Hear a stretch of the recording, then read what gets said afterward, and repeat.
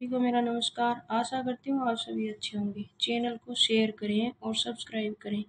इसमें पैसे नहीं लगते हैं चैनल को सब्सक्राइब करने के। प्लीज़ आप मेरे चैनल को सब्सक्राइब करके मेरी सपोर्ट करें, जिससे मेरी हेल्प हो सके।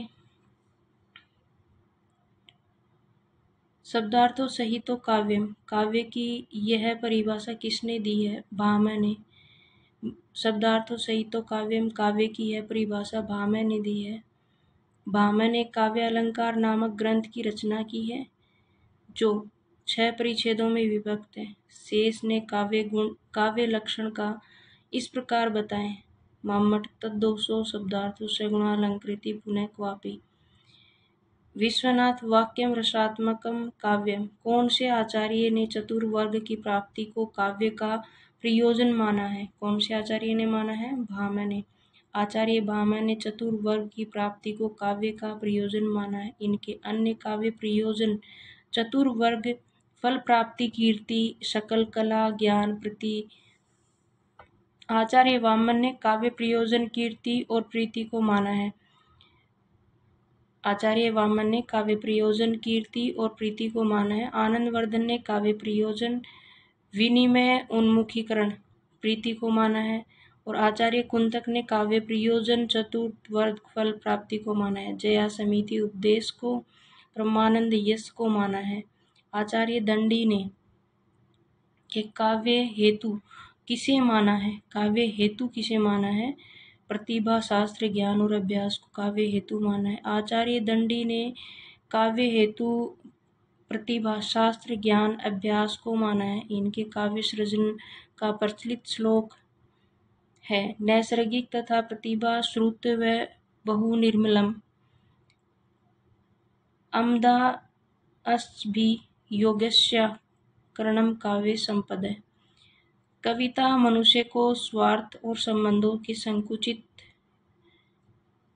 घेरे से ऊपर उठाती है। यह कथन किसका है? यह कथन आचार्य रामचंद्र शुक्ल का। ये इतने अटपटे तो रामचंद्र शुक्ल के ही हो सकते हैं, किसी और के तो हो ही नहीं सकते।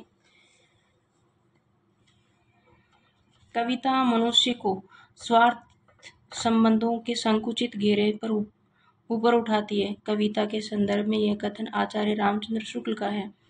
डॉक्टर नगेंद्र ने कहा है, रसात्मक अभिव्यक्ति ही काव्य है और छंदों उनमें से विशिष्ट विधा आधुनिक अर्थ में कविता है। नाट्य शास्त्र के संबंध में निम्नलिखित ग्रंथों का सही अनुक्रम है। अभिनव भारती, 10 रूपक, नाट्य दर्पण और भाव प्रकाशन। नाट्य शास्त्र के संबंध में ग्रंथों का सही अनुक्रम निम्न है। अभिनव भारती 10वीं शताब्दी का उत्तरार्ध अभिनव गुप्त और 10 रूपक 11वीं शताब्दी का पूर्वार्ध धनंजय। नाट्य दर्पण 12वीं शताब्दी रामचंद्र गुणचंद्र। भाव प्रकाशन 13वीं सदी शारदा तन्ने। अभिनव भारती 10वीं शताब्दी उत्तरार्ध अभिनव गुप्त और 10 रूपम 11वीं शताब्दी का पूर्वार्ध धनंजय। नाट्य दर्पण 12वीं सदी रामचंद्र शुक्ल। भाव प्रकाशन 13वीं सदी शारदा तन्ने। एक बार फिर, अभिनव भारती 10वीं सदी का उत्तरार्ध अभिनव गुप्त, 10 रूपक 11वीं शताब्दी का पूर्वार्ध धनंजय और नाट्य दर्पण 12वीं शताब्दी रामचंद्र गुणचंद्र और भाव नाट्य प्रकाश 13वीं शताब्दी शारदा तन्ने। वक्रोक्ति के विरोधी आचार्य कौन है? वक्रोक्ति के विरोधी आचार्य विश्वनाथ हैं। विश्वनाथ वक्रोक्ति के विरोधी आचार्य हैं। विश्वनाथ ने कुंतक के सिद्धांतों का खंडन किया है।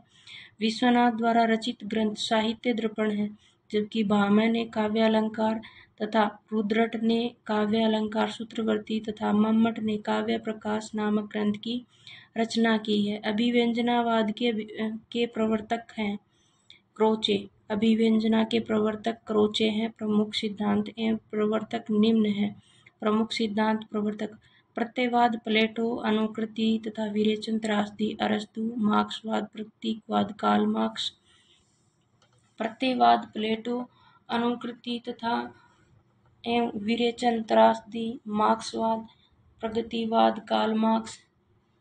एक बार फिर, प्रत्ययवाद प्लेटो, प्लेटो, प और प दोनों ही आते हैं आगे, प और प, प्रत्यय अनुकृति एवं विरेचन त्रास्ती। अनुकृति विरेचन त्रास्ती अरस्तु। अनुकृति विरेचन त्रास्ती अरस्तु। मार्क्सवाद प्रगतिवाद कार्ल मार्क्स। किस पाश्चात्य आलोचक ने हमारी मूल्यांकन संबंधी धारणाओं का संबंध मानसिक उद्वेगों से माना है? I. A. रिचर्ड्स।